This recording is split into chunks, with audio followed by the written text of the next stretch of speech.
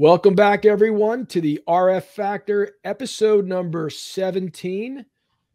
We're here with Mike Sena. Mike Sena is, and please put your seatbelt on here. He is the director of the Northern California Regional Intelligence Center, dual-hatted as the Northern California HIDTA Executive Director, if I have that right.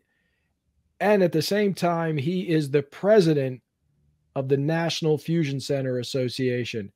I don't know how he has time for all those things and everything else that he does in life, but we're extremely happy to have him on the RF Factor tonight.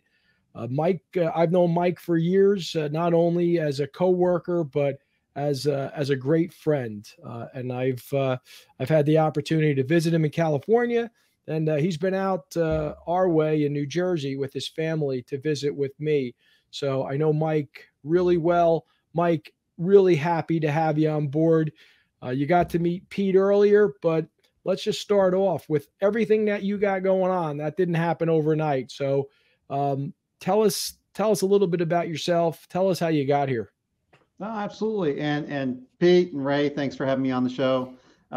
It's like everyone's journey. I mean, I've been doing this 28 years in law enforcement, and it all starts out with, people looking for a mission, in my mind, of those things that they see that aren't right. And those, people that see a way that they can contribute.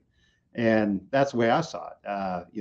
Growing up in an area that wasn't considered the nicest part of California, Muscoy, California, right next to San Bernardino, and a unincorporated area where, drugs flowed pretty heavily, violence flowed along with the drugs, and, getting tired of seeing people getting hurt, stabbed, shot, killed, and people dying from the drug trade. And I saw an opportunity when I was a kid. I decided I wanted to study criminal justice, went to college, graduated from local state college in San Bernardino and Cal State San Bernardino. And from there, I actually, took some internships, did an internship with a local DA's office.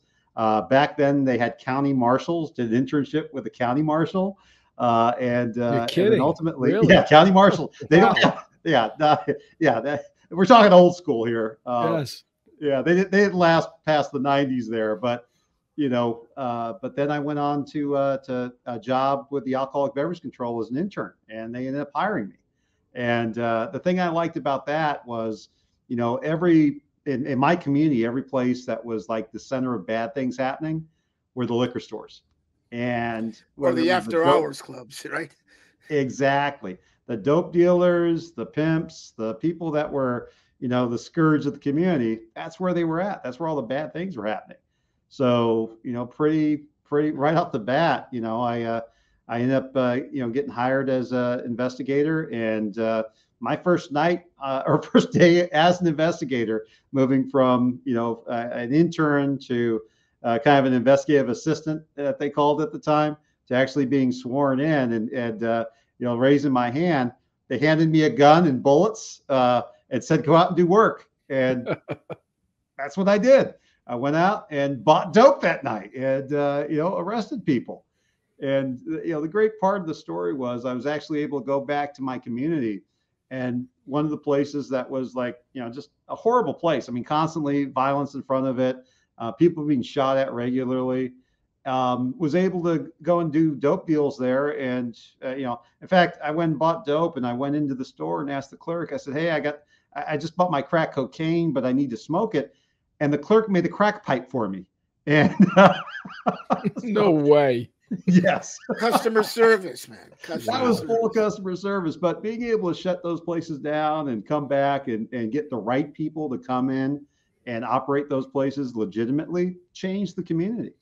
And, that's where I found my niche in narcotics enforcement. And believe me, the first time I bought dope, I was scared to death. I mean, I never bought dope in my life here. There's some people that say, well, I bought dope, I bought marijuana, and I didn't buy anything. I was like, just solid clean. My parents had raised me that way. My dad was the local fire captain of the station 4 blocks away. My mom taught at the local, school I went to. So, all the kids, went and got great professional careers. And none of us ended up, the path that many others took in our community, where they took a different path, and nothing changed. Many of them died on the streets there, or ended up in jail or prison. But what I saw, and the reason that I went down this path of getting into law enforcement, was to make a difference. And then immediately I was able to get assigned to task forces, and I started working for the Bureau of Narcotics Enforcement, which was the oldest narcotics organization in the country, run by the California Department of Justice. You're kidding. And yep. And from 1927 to 2012, that organization existed, and just some phenomenal personnel that worked for B&E. But along the way, I got to get on a major narcotics task force, and which was the Inland Crackdown Allied Task Force out of Riverside. And I learned a lot from just some great human beings, great law enforcement officers and leaders. And I think that's the continuing theme of any person that gets in the leadership positions is they find mentors, and they find people that will show them the way and show them what it means to be a good law enforcement officer. I remember my first day on the job, as a task force member, I hopped in the car with just a great guy, very well recognized in our community, later retired as special agent in charge of the LA Impact Task Force, Tony Ibarra. And Tony goes, all right, as long as you do, and what you do every day is, first off, it's moral, it's ethical and legal, you'll go home every day safe. You'll go home without having to worry about, anything you did that day that was come back and haunt you. And as long as you make sure you take care of your partners and make sure they're doing the same thing, they'll be safe too. And that's the mantra that, kind of helped me through. He later became my brother-in-law too, by the way. So, but nicely done. Yeah, exactly. But I mean, it's good leaders like that that help you along the way, that kind of show you the path forward. And then, when eventually, and I never left DOJ after that point. It was a great job. September 11th came around, and Ray knows this story well because he's worked some major terrorism cases, including 9/11 case, and but it was one of those things where I got a call, and the call was, you're watching what's happening on TV. We've been called on to create a new organization and within, the Department of Justice for the state of California to deal with these types of threats and improve information sharing. And, I immediately go, I didn't have to think about it. I said, me, I am into this. We're going to try to work on this. Just as much effort as I put in narcotics enforcement and violent crime enforcement activities, trying to clean up communities, we need to keep our people safe. We need to make sure that they have information and that they share information. They know what to look for. So it was hard. I mean, we didn't have any roadmap to what we were going to do, and we stumbled along the way, major stumbles along the way. But building relationships, working with partners. Working with our FBI partners on the Joint Terrorism Task Force. DHS didn't even exist back then. So, trying to develop this information sharing program that, we didn't even have a name for. And they like 2 weeks later, the state signed an MOU that said, hey, this is the organization, and go out and fight bad guys with, no clear direction. But we started to build a network of people to, one, understand what the threats were, look at what the vulnerabilities were, and then how do we build stronger information sharing capabilities. And along the way, DHS, came about, the organizations that, that popped up around the country that were later known as fusion centers, started to build capacity. And an opportunity came up for me back in 2004. And it was really at kind of my wife's direction, who said, hey, what do you think about going and taking this position up in San Francisco? And, we moved up to San Francisco. I started, running the task force operation up here, which was not in the greatest of shape when I came up. They had a lot of problems with interagency cooperation, collaboration, and immediately started setting up my effort to just do what I did down in Southern California, make a network of partners and friends, and reaching out to people and getting them engaged in what we do. And during this process, the state operation that was in charge of the Fusion Center had some major things that became missteps. Information sharing, privacy, civil liberties, civil rights concerns, and they were at the point where there was a breaking point. But rather than break what was created, they said, well, let's enhance what was created, and let's create 4 regional centers at the time that would do what the state center was trying to build out and do for a long time, but really couldn't do because it's just such a big state. Too many people, too many operations, and trying to do a centralized operation with a few folks in the field doing work wasn't really working out. So they decided that they were going to build 4 regional centers. And it was hard in the Bay Area just because of some of the politics and some of the concerns about the privacy, civil rights, and civil liberties. So along the way, the high intensity drug trafficking area in the Bay Area, and I'd been a HIDTA task force officer since my days in B&E, Bureau of Narcotics Enforcement. They decided that they were going to build the center within the foundation of the HIDTA program, with the HIDTA director also serving as the Fusion Center director. Interesting. And the person that got that role, Ron Brooks, and you guys know Ron. Ron's been on the show. We know Ron. He's been on the show. Yep. He's a great human being. And so Ron actually called me up. He said, "Hey, I'm trying to build this Fusion Center." And he goes, "I'm a narc. I don't know what I'm supposed to do about this or how I'm supposed to build it." And he said, "Hey, can you meet me for coffee?" And I go, "Well, I don't drink coffee. I'll have a cocoa with you, I guess." And he's like, "Don't tell me you don't drink alcohol." I go, "No, I don't do that either." He goes, "Well, all right, you can still come and talk to me." And so I sat down with him. We spent probably 30 minutes talking about, the Fusion Center and kind of the concepts of bringing partners together, the capabilities that a Fusion Center would need. And at this time, there was no guidance on how any of this stuff was going to be built.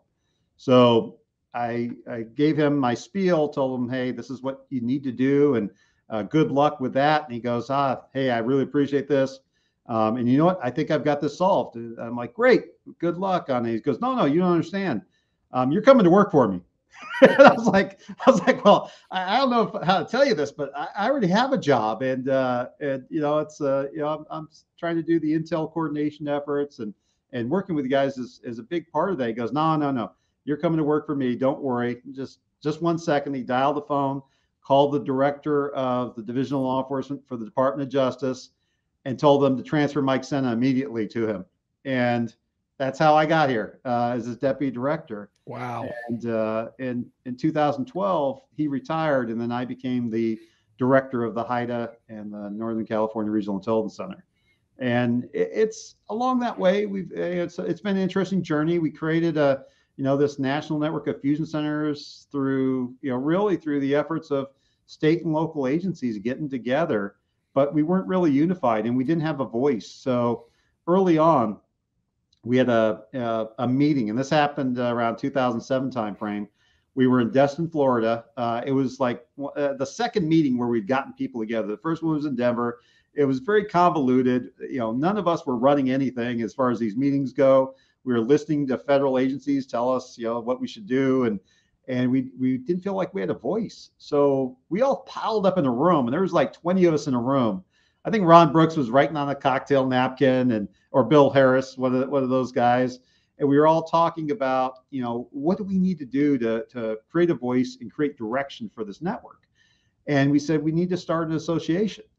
So luckily, we had a couple of guys there that said, all right, let's start this association. We had a couple of false starts, but we eventually brought in some really good people.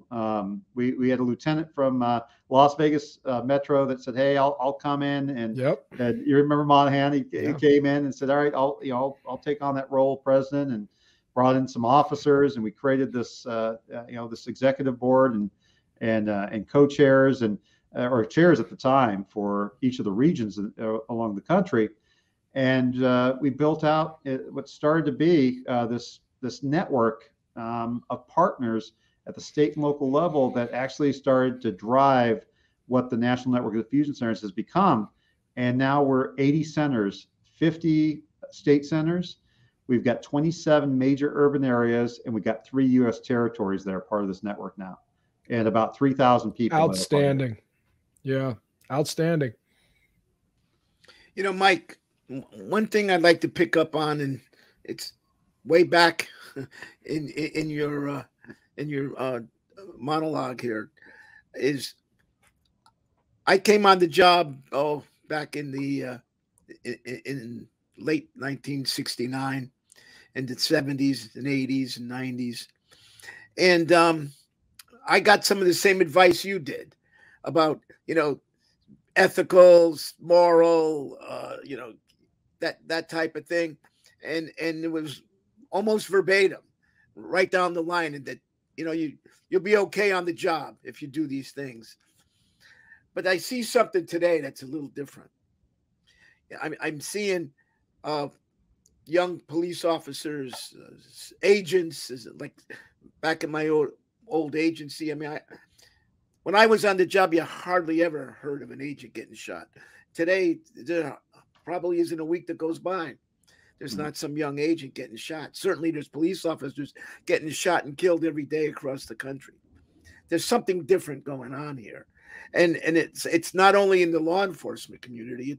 It's across the civilian population in terms of gun-related violence.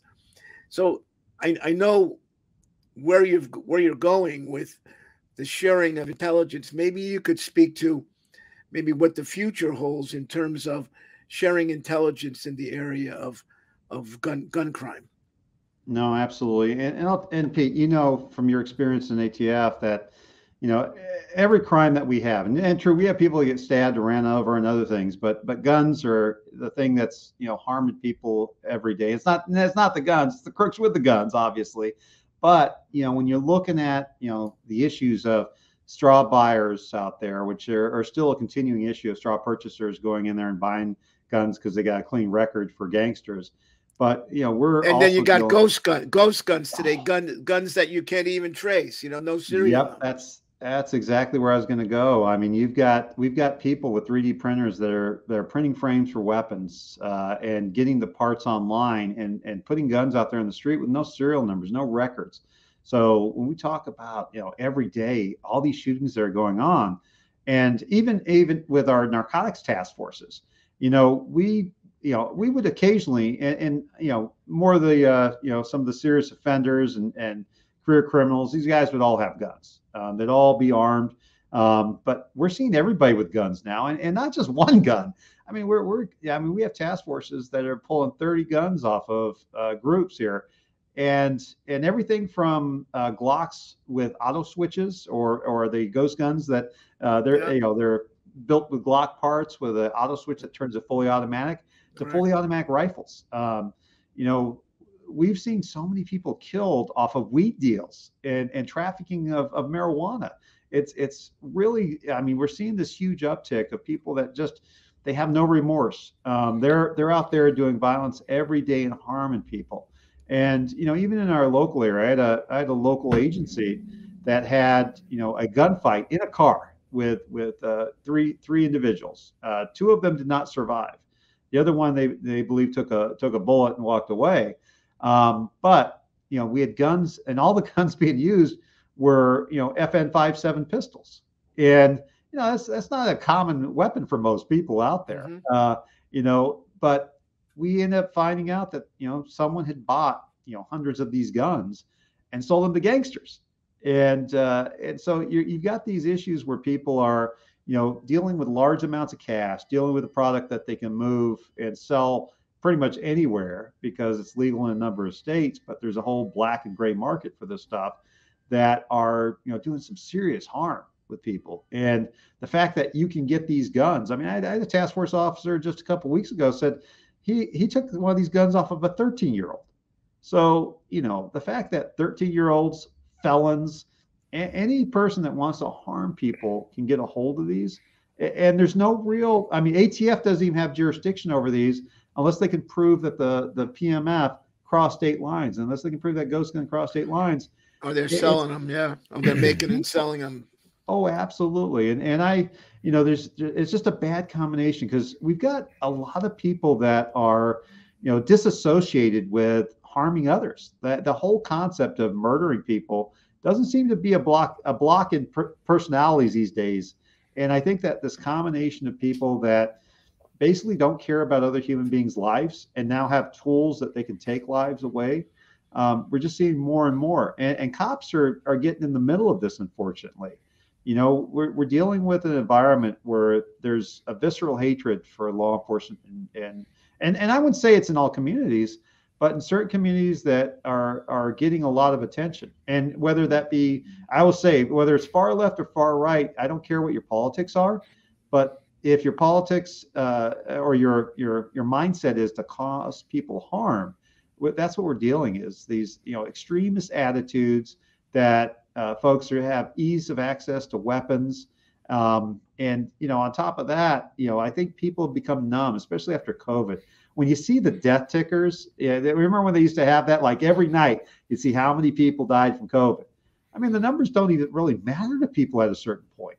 People are numb. They're numb to them. No, I mean, you talk about drug overdoses. And right. 100,000 drug overdoses, a large part of that fentanyl. And so we got people that are poisoning people on the streets and moving guns and selling human beings for sex and labor. It's one of the hardest times I've seen. And I mean, I know when I came out in the 90s, it was a hard time. We had so much violence, especially in Southern California, in LA. We had, bank robbery teams that were going out there and shooting people. But I haven't seen, I mean, in the 28 years I've been working, I haven't seen a time as bad as I'm seeing right now with the death and destruction and people that just don't care. And another component of that is, we talk about, people don't understand the criminal justice system. It's like the People's Court. People watch the People's Court and they think, this is everything's going to get solved in like 15 minutes. So people have no patience for the way the justice system works. And, it may not be the best system in the world, but it's what we got. But there are people that get very upset about this. And unfortunately, if they don't like a decision, then they take up weapons and arms sometimes to do some retaliation or to cause harm to others. Hey, Mike. I'm sorry. Go ahead, Pete. Go ahead. That we're sort of laying out the bad news here. Yeah. If there is any good news, it's that today, with our technologies that we have available to us today, we can gather so much more information. We can collect it in terms of ballistics from the firearms, the serial numbers of the firearms, where they originated from, DNA from all kinds of items, latent fingerprints now, with all the different techniques to discover and raise latent fingerprints, automatic license plate readers, security cameras in every household, practically a Ring camera, a shot spotter being able to detect gunfire. So I don't think the problem today is that there's no data, there's no evidence, there's no intelligence. I think the problem is there may be so much that we find ourselves overwhelmed, and organizations like yours, HIDTA and fusion centers, I think we have to look to you to be the ones to rally the troops and sort of create this laundry list of what we should be collecting and how we should be managing it. And so are you guys looking at new areas that you're moving into, new techniques in the area of what you're collecting and dealing with the problems we've just talked about over the last few minutes? No, absolutely. That information sharing is key, and analysis is key too. And as far as the tools out there, I mean, there's a whole multitude of tools. Now, one of the things that we've even done locally is we've put all the tools, or at least a good chunk of some powerful tools, in one single sign-on place that people can go to in our area to have access to a lot of the tools you just talked about. That's one of the things, because people, what I've seen, and especially with a lot of retirements recently in law enforcement, is that we have a lot of people that don't even know what tools are out there. So being able to educate people on, hey, this is a place you can go to get access to these resources, that'll help you share information, help you find the information you're looking for. I think those are some of the big issue. problems. That's a very, very big issue. I mean, if you don't know where to look, you're never going to find it. People don't know. They don't know what they know. Yeah. An old timer in New Jersey said, if you don't know what the acronym stands for, you don't know what the program is about. Well, and I'll tell you, so, I mean, this became such an issue in the last year and a half with turnover of people retiring. I mean, I've been to a number of meetings, like national meetings, and I've asked questions to people about, hey, do you know what this program is? Raise your hand if you know what the hell this is. And I'm looking across the room and no one's raising their hand. You're right. So I actually put together this presentation, and it's a long one right now. Yep. It's huge, but it's got 55 different organizations that kind of make up all the different pieces that share information across, at least within the country. Now, I'm not talking about the the intelligence community out there and the Director of National Intelligence, although they're a part of this as far as the information sharing environment. But I'm talking about all the kind of major nationwide organizations that have a piece of this. Hey, Mike. Oh, go ahead. No, just finish, because I want to pull on this thread a little bit, but go ahead, finish. No, what I was saying is that there's so many pieces to this that the partners don't even know each other in some cases. And that's probably the biggest barrier, is we can't have information sharing if you don't know who the players are. It's like watching a football game and everyone's playing a different sport on the team, and nobody's got the numbers or names that match the program. So, that's the reason I put this presentation together, was to try to educate people on saying, who are the players in this organization? And then what's the doctrine? And that's the key part of this. Without doctrine, without policies, without procedures and guidance, we can't operate and function appropriately. And without relentless follow-up. And that's the RF factor, and that's what we're on today. Yes. So Mike, what I want to tease out here is we all agree that hindsight's 2020. You've been at this game a long time. You've been at information sharing, fusion, and analysis for quite some time. In fact, I think when you talked about that Destin meeting, that was around 2007, right? So we're talking going on 15 years or so that you've been at this game. And the aperture for fusion centers for information sharing continues to widen, right? You still have that unblinking eye on terrorism. And then, of course, it moved to include crime, and then natural disasters, then fentanyl and overdoses, and then pandemic, and it just keeps growing. Cyber, it just keeps growing and growing. But fundamentally, and I've heard you describe this as you were speaking in the introduction, fundamentally is information sharing, right? Yeah. And what I have found, and fortunately I had the opportunity to work alongside you, and there's no better person that can carry the message than you on the value of information sharing. But hindsight being 2020, and how people seem to forget, or to your earlier point about turnover, being king for the day, hindsight 2020, what are you learning? Like, it's been 15 years. So how do you collapse that or flatten that 15 years into, say, 5 or 6 months to get folks to understand and recognize what information sharing is, how to leverage those capabilities that already exist, and then continue to innovate the area of information sharing? So I'm giving you that platform. You, hindsight 2020, my friend. Yeah. Well, and I'll tell you, I mean, we've come up and the nation's come up with all kinds of strategies, strategy for this, strategy for that. The strategies don't always agree with each other. And I think the hardest part is the follow-up and how do you measure success? And I think that's been the hard part is if I could change things from the last 15 years or 16, 17 years that we've been doing this, directly trying to build the network and the integration with the HIDTAs and with the regional information sharing system partners, FBI, DHS, all the DOJ components and all those partners. I would say that, what we should have done all along was develop kind of more of a framework that talked about how all these things work together and then how we would measure our success and collaboration from the start. We didn't even start looking into that until after the GAO came out with a report in 2013 that said that there were gaps and said that, hey, we've got to fix these gaps. And this was just focusing on, the terrorism issue. But, all the threats that we face are interconnected.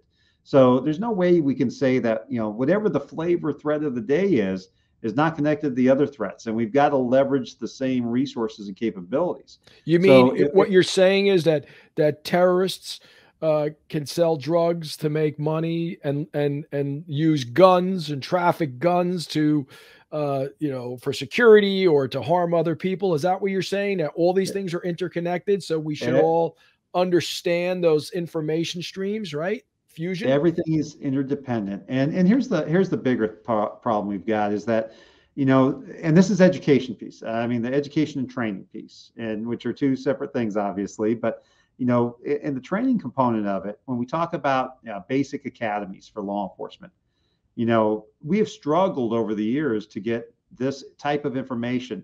Intelligence needs to be a part, and information sharing needs to be the foundation of law enforcement in America. But too often we find people that are sitting on information until after things have gone wrong. That's the whole point of the 9/11 report, is that there's lots of pieces of information that could prevent a threat or multiple threats or huge threats. But if people don't know how to identify the risks, and I think that training on the risks, those behaviors that are indicative of criminal activity, because cops have to have a foundation for probable cause, right? So we've got to train them at a basic level, and not only the basic level, but it goes up the entire chain.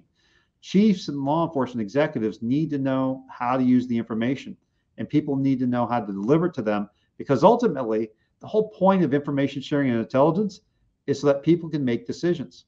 And we look back on this year on January 6th as a prime example of information sharing what's could potentially happen, and making sure that gets to decision makers so they can make the best decisions. And I always tell people, any analyst or any intelligence professional is not going to tell you there's 100% accuracy that anything's going to happen. They'll tell you that there's probability that something may happen, but they're going to give you the best analysis they can. Now, one of the problems that we know, and I got to tell you, I've had meetings over this last year of people saying, hey, I don't have time to read a 20-page brief on something. If it's not on the front page and I'm the executive, because I've got a lot of things I got to do, and that's, I think, the ability to make concise, direct information, provide that bluntly to an executive, so they can just make choices. And that's what information sharing and intelligence is all designed to do, or should be designed to do, is give people the options that are available to them. And if we're not doing that, then we're failing. And bad things happen when we fail. And if people don't share information when they need to, they fail.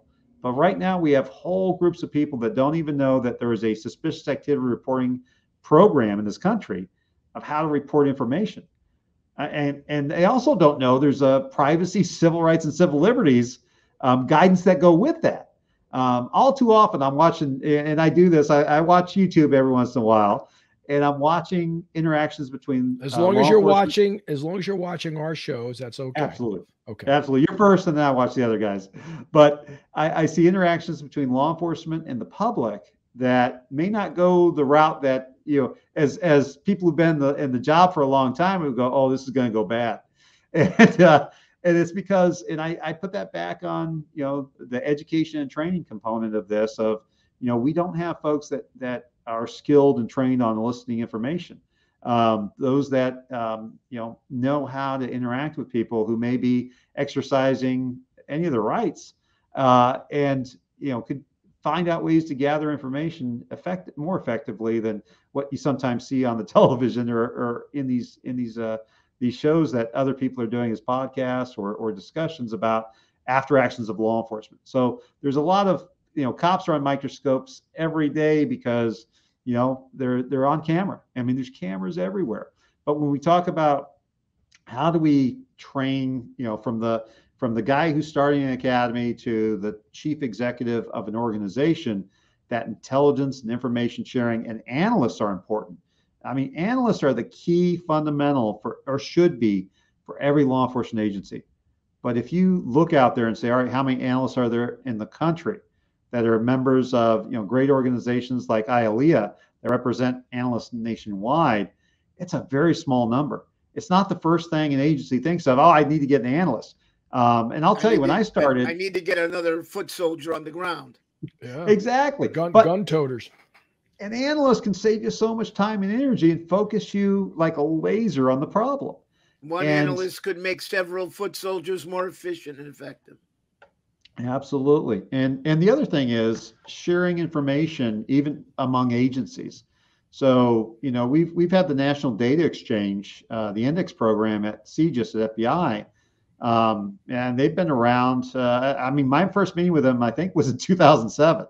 And Wow. and they've been trying to get agencies to contribute data, and even to this day, we're still under half of the agencies in the country are contributing data from their RMS systems, from their jail management systems, and without the data that we connect these trends, we connect these criminals that are basically been arrested and many times convicted, but may not have met criteria for a certain data input, we can't make these connections. And same thing with ALPR technology.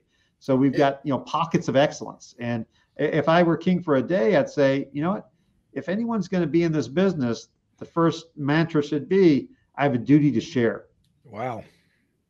If I hear you, what you've just said over the last couple of minutes is not only are you talking about moving the responsibility for knowing what should be collected and how it should be collected down lower to the street level law enforcement, but I think I heard you say even beyond that into the general population, where the citizenry has a certain responsibility to understand where the threats lie to the public and how to report them in an appropriate way. Oh, absolutely. I mean, the public is the key, and I think I've heard it on this show, but the police are part of the public, and the public are part of the police.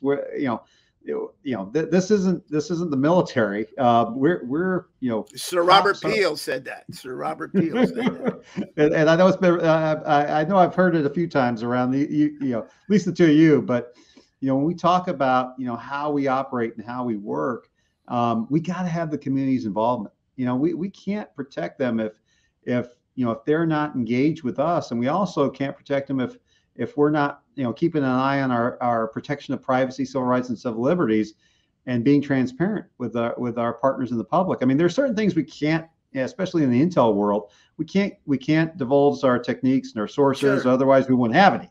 Right. But there are things that we've got to be able to be open and communicate with. And I know that everyone's concerned about litigation and liability, but I think there's a greater liability with a lack of trust in law enforcement. And if we can't, the key word is trust, I think. Absolutely. That I always tell people that intelligence is all about trust. And if you don't have trust, you don't have intelligence.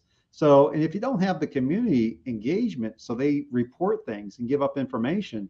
I mean, I've seen terrorist attacks stopped. I've seen people identified who are going to do very bad things because someone picked up a phone, because someone, sent in a anonymous tip, to law enforcement.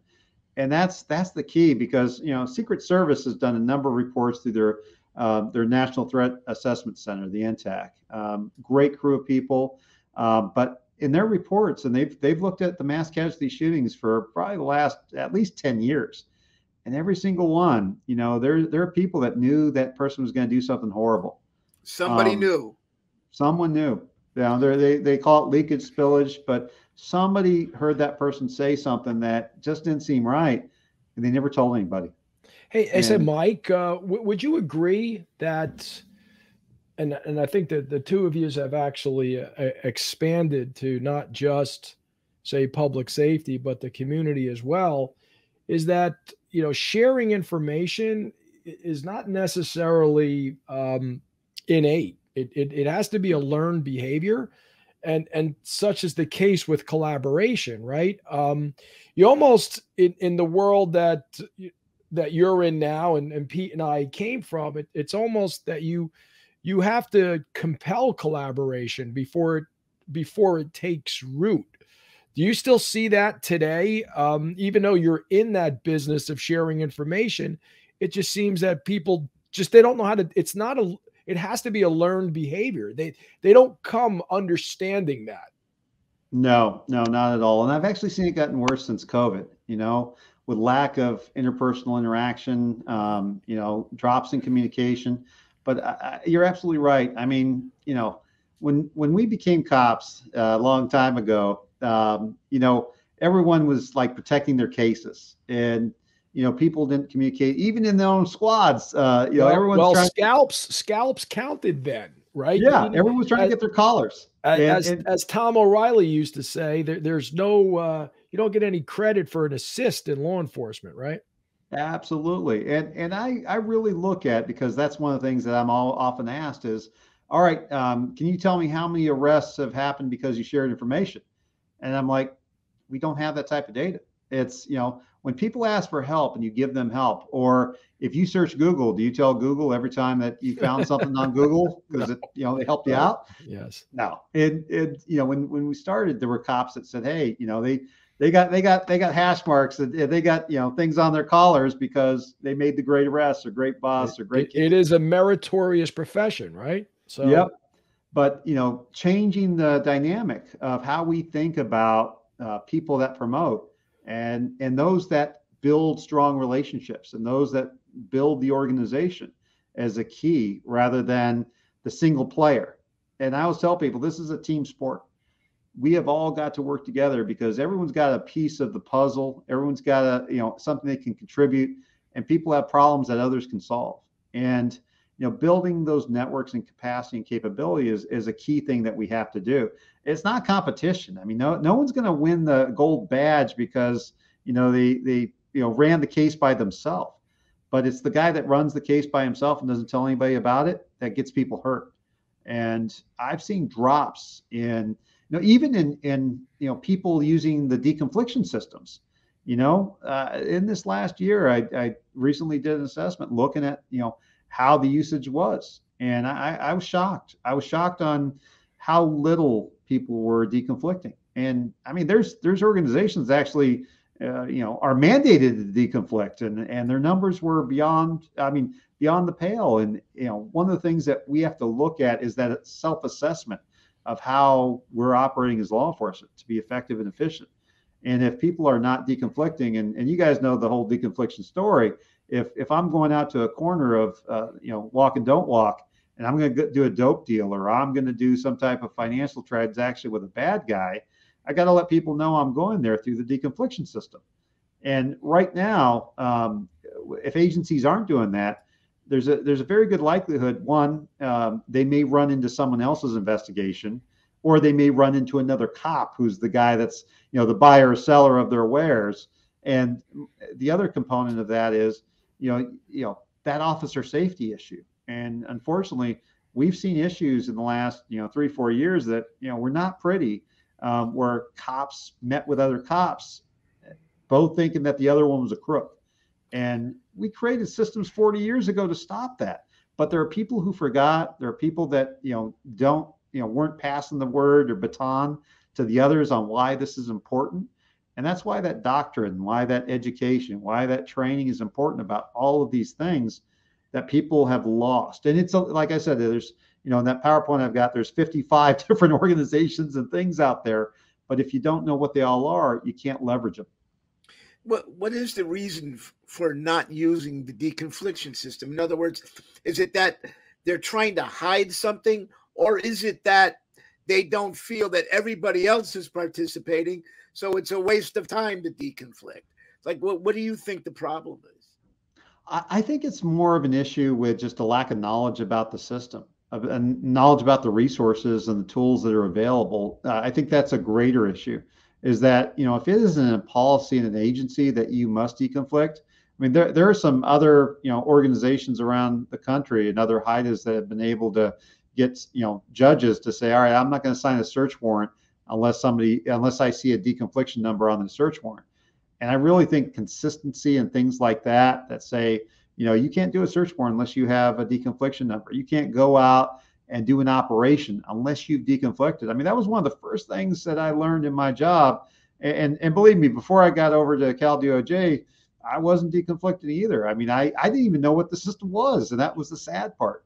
It wasn't until I started working with task forces that I learned about the deconfliction tools, in the early 90s. And so if you put a process in place that says you can't go from step A to step B without a deconfliction number, well, yep, that'll sort of solve the problem, or else nobody will ever get to step B. Exactly. Yeah, that's not in place. That's not in place everywhere. No, and that's the problem. And it seems as though that what exacerbates the problem is the ebb and flow of new people coming in and out of different positions, getting promoted, moving on to other things, getting transferred. So you've got this continuous wave of new people coming into these sensitive jobs, sensitive positions, and without a whole training program, they may never know about this. However, with a process that says you can't go from step A to step B without a deconfliction number, that sort of helps solve the problem. So absolutely.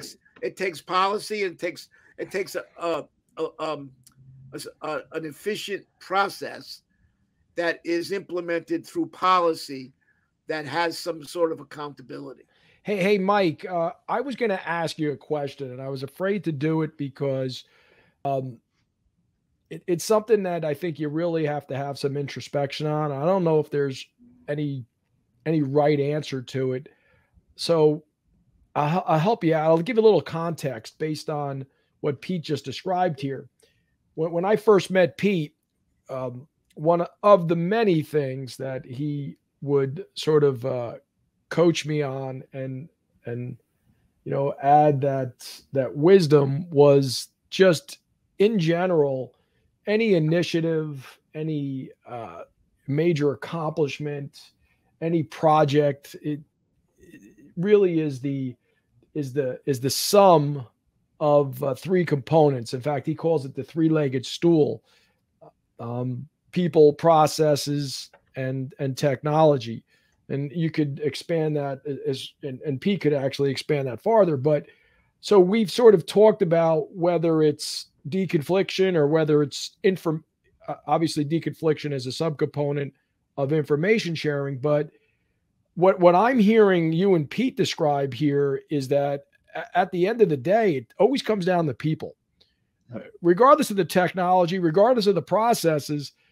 People find an interesting way on how to interpret and navigate around processes and awesome technology. So again, you're king for the day. What do you do to ensure that those people, and you're like, you live this every day, not only within your own command, but where you sit at the National Fusion Center Association, and as well as, and we failed to mention the other national organizations, and maybe you should speak to that as well, that you're very much involved with at the executive level.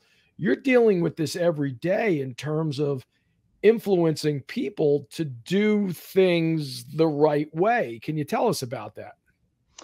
No, absolutely. I mean, and I've got some other, positions that I chair nationally, directly on information sharing, Just you know, some other ones. criminal intelligence. But it's a difficult road because there's major gaps. And I mean, the things that we've developed, over the last 20 years, National Criminal Intelligence Sharing Plan is one of those, that really talks about how information should be shared across the country. It describes some of the obstacles. It takes some of the things that we learned from the 9/11 Commission report on how do we improve the environment, how do we improve information sharing. But the problem that we have is that there's no real accountability to anyone right now. I mean, we talk about not having accountability on the street and the crimes that we're having around the country in certain areas because people aren't held to a standard. People aren't seeing what we any of us believe should be just or justice. But we've got to have that capacity to measure success. We have to have metrics. We have to have a way to figure out, are we doing the right thing? And I think that's one of the big things that we've got to develop nationwide, are metrics for success in information sharing and collaboration. And we've got to have the ability to call people out when they aren't meeting goals and expectations. Because the problem we have is we've seen what we believe are the worst things that could happen to our country. We've seen buildings drop. We've seen people fly planes into the buildings. We've seen people take on the Pentagon and put a hole in the side of it.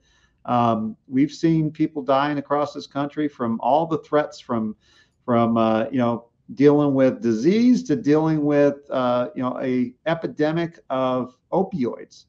The next threats are coming.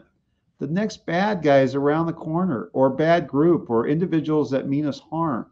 So, if we could do anything, it would be to consolidate where these resources can be found. It would be developing training for everyone from the line to the chief executive, and it would be training for the public. It'd be educating people on how they can help keep their community safe. And I think that's the people don't feel like they have any power anymore. I mean, there's a lot of hopelessness in America. And I think that's what we're seeing a lot of, is that lack of hope. And I think a minute ago you touched on accountability, and if we don't hold ourselves accountable in the law enforcement community, I think sometimes people on the outside, this is a very litigating environment we live in today, and people on the outside will hold us accountable. There was that lawsuit where I believe the FBI mishandled, or was accused of mishandling some information, and they won a multi-million-dollar lawsuit. The plaintiffs did in civil court over this. Somebody was held accountable. And so if we don't do it ourselves, eventually other people will do it for us, but with a lot of pain and suffering and at a very high cost. No, absolutely. And I agree with you. I mean, there's got to be, and we had some great folks out there like Shamendra Paul, who is one of the folks that helped build as the program manager for the information sharing environment. Specifically, his area was counterterrorism, but we lack a person like that, or a position like that in national leadership and government, that can help be that neutral party that works towards that goal that we should all strive towards as a country, that we protect people's privacy, civil rights, and civil liberties, and protect their lives, because we're doing the right thing every day, sharing information, holding each other accountable, and creating a plan, and using, I shouldn't say creating a plan. We have lots of plans. We just need to follow the plans we've got, and actually have something that is more concise. Because no one's going to read and I know that my presentation that I did to describe all these entities is like, it's like 320 slides right now. But that stuff's got to be sliced down into ways that are manageable for people to understand. And I almost go back, Pete, to the old idea of checklists. As cops, we had checklists of what are you supposed to do? And exactly. just like you said earlier, you start at point A and how do you get to Z? Here's the checklist. Exactly. So we're at the point where we need to create a checklist of the things that each person's roles and responsibilities are and what they should do. And it can't be too complex or it gets lost. But that's part of this is we can't keep people accountable unless we tell them exactly what we need them to do.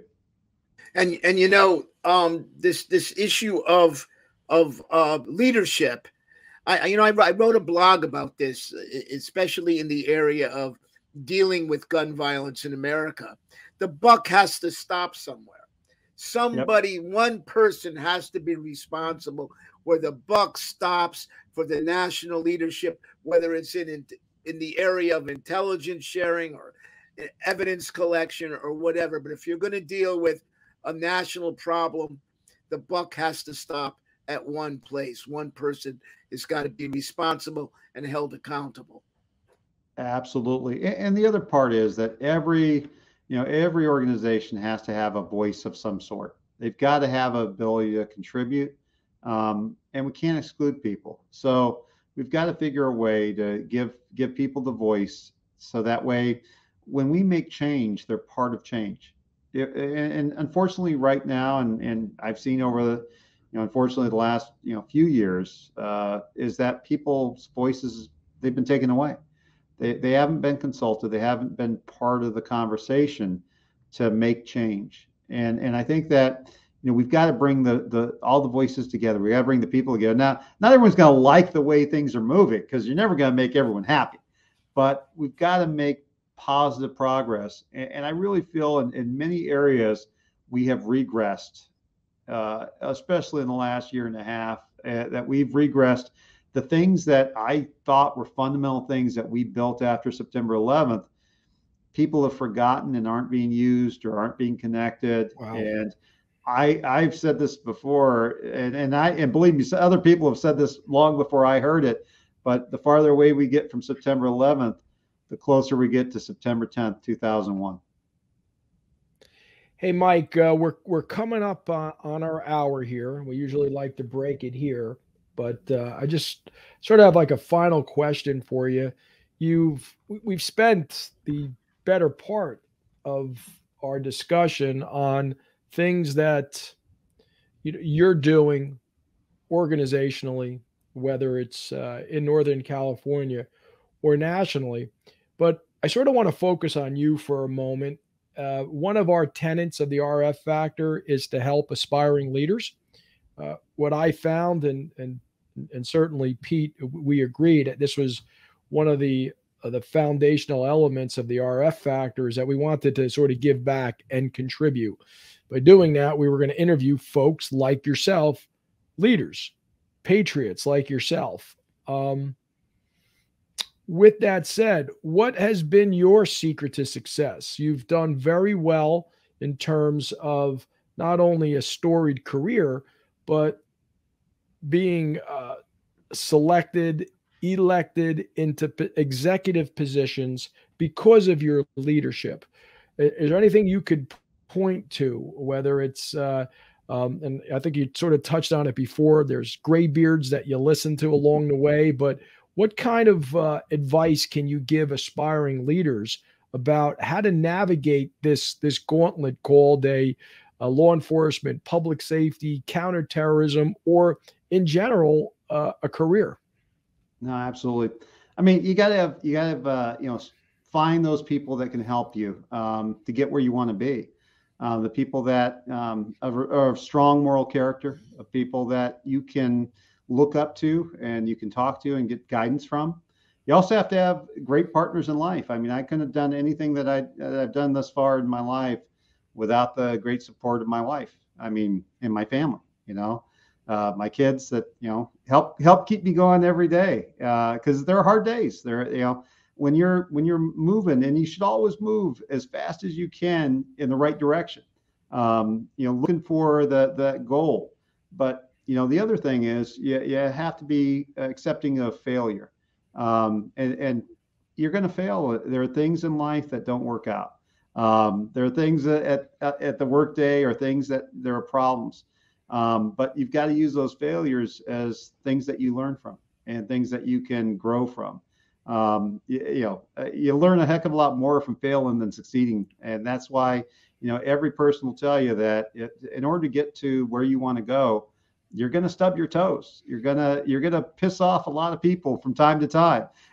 You can't be afraid of that. You've got to be able to move in the right direction and set the path. And you've got to have goals, not just for the units that you may lead or manage, but goals for yourself and where you want to be and you want the organization to be. And the other thing is that as you lead and others follow you, you've got to be a mentor to others. Wow. Be able to support others. And that's something that I try to do as best I can. I mean, sometimes you get very mission focused and you're like a steamroller, especially when you're looking at where you see you want to go and you need to go. And, but no one ever gets there alone. And so you've got to have your partners with you. You got to have your supporters with you, and you've got to have your family with you. And, the people that you can rely on when all things go bad. And I think that that's what I've learned is that, this is all about as we said earlier, it's all about the trust. It's all about the friendship. It's all about the family. And law enforcement is a family. We take care of each other, but when somebody messes up, we also take care of each other. We don't cover for people. We got to make sure that we're accountable to each other. And like, my old partner, my brother-in-law, Tony Barr said to start with, it's always got to be, something that is moral. It's always got to be something that's ethical. It's always got to be something that's legal. That's the business we're in. And every day we have to do the right thing, because that one moment when you do the wrong thing, that's when it's going to take you and your family down. Mm-hmm. And you got to have pride in your job. I mean, you have to have that pride, just like you do, hopefully, with family. You got to be proud. And no matter, oftentimes I talk about where I came from and the community is not being the hottest place on the planet.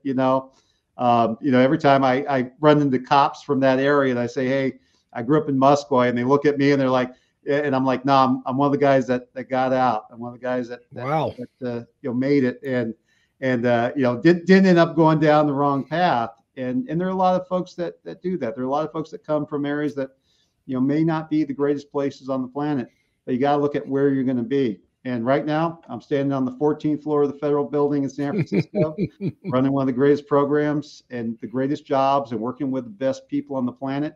And they're all my family.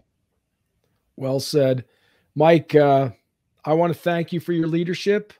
Thank you for your vision, and keep at it, my friend. Godspeed. Thank you. And ditto that, my friend. Ditto that. Thank you.